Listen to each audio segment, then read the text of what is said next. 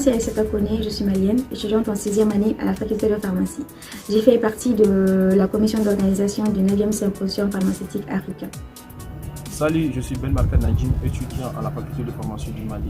Hello, my name is Zin Kasidi. I'm a year 3 pharmacy undergraduate student from the University of Nairobi, Kenya. My name is Nobile Makaza. I'm from South Africa and I am currently a master's candidate in public health pharmacy and management. I am also a subcommittee member, particularly for the regional project office. Hello everyone, my name is Tani Chizambaira, a final year pharmacy student at the University of Zimbabwe.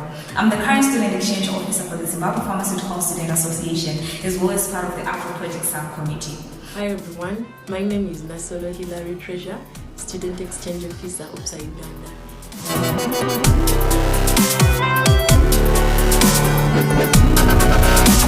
A drug that is widely irrationally used in my country is methylphenidate. Under normal and appropriate circumstances, this drug is used for a condition called ADHD, which is short for attention deficit hyperactivity disorder.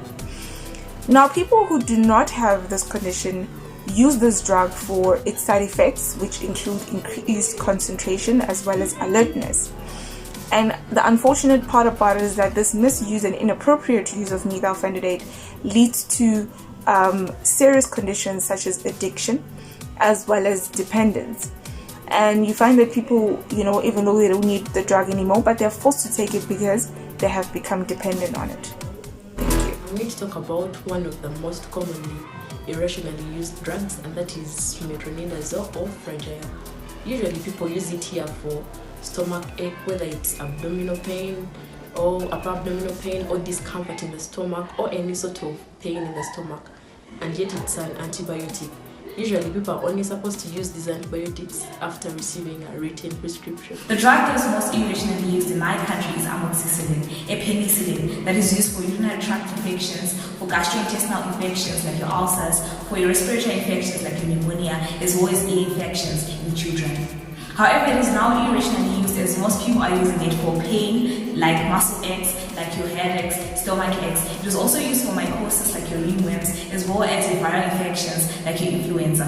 And because of this, we're experiencing an increase in the antimicrobial resistance that is not only limited to the penicillins, but spreads across all the beta-lactamase antibiotics. That includes your cephalosporins like your ceftriaxone, cefidime, cefaclor, as well as your carbapenems like your imipem and meropenem. Thank you. One of the irrationally used drugs in Kenya are codeine-based cough syrups. From the name, the main ingredient in these cough syrups is codeine. Codeine is a prescription opioid drug. It is usually used to alleviate mild pain and act as a cough suppressant. Being a mild opiate narcotic, it has become a target for abuse for people who are seeking narcotic highs. The effects for the misuse of these codeine-based cough syrups include sedation and euphoria. While these might be the effects that the abusers are seeking, codeine-based cough syrups have led to other deleterious side effects, including loss of employment, increase in number of school dropouts, and other health side effects, including memory loss, seizures, cravings and addiction, withdrawal symptoms, and even death.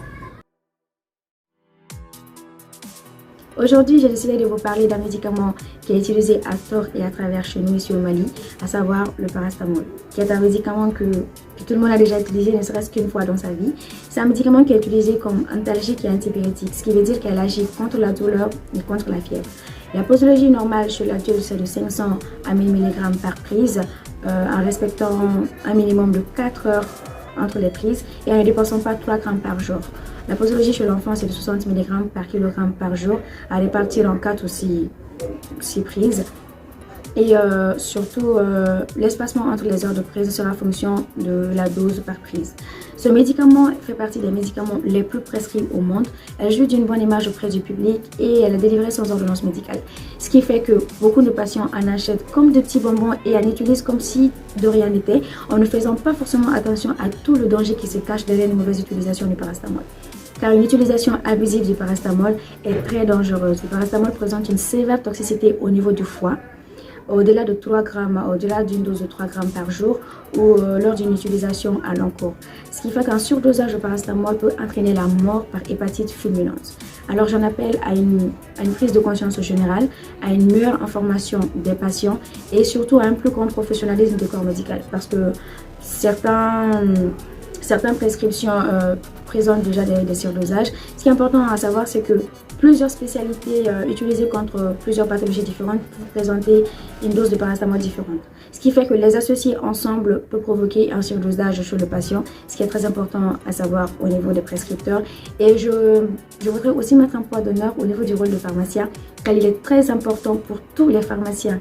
Il ne faut surtout pas délivrer un médicament sans expliquer exactement au patient ce pourquoi ce médicament est utilisé et notamment tous les dangers qui se cachent derrière une mauvaise utilisation de ce médicament-là. Merci. Aujourd'hui, nous sommes là pour vous parler de la consommation irrationnelle des médicaments. Plus la moitié de la population reçoit des traitements inappropriés et des doses qui ne correspondent pas à leurs caractéristiques individuelles. L'impact de cette consommation irrationnelle entraîne la mauvaise qualité des traitements, l'augmentation de la résistance des agents pathogènes, des effets indésirables, un impact psychosocial et également le gaspillage des ressources. Le pharmacien accomplit son rôle de validation de l'ordonnance et sa dispensation, un suivi pharmaceutique pour détecter toute difficulté à la mise en œuvre du traitement et enfin détecte les interactions médicamenteuses et la prévention des risques de transmission de la maladie.